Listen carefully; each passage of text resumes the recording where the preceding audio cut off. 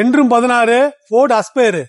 தமிழ்நாட்டில் மட்டுமில்ல இந்தியா முழுக்க மார்க்கெட்டு குறையாத ஒரு வெஹிக்கிள் தான் இந்த ஃபோர்டு அஸ்பயர்.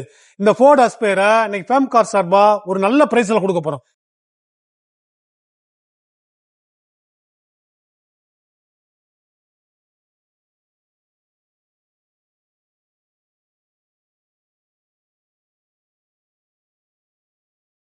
டீசல் காருங்க 2018 சிங்கிள் ஓனர் ஃபோர்ட் அஸ்பயர்.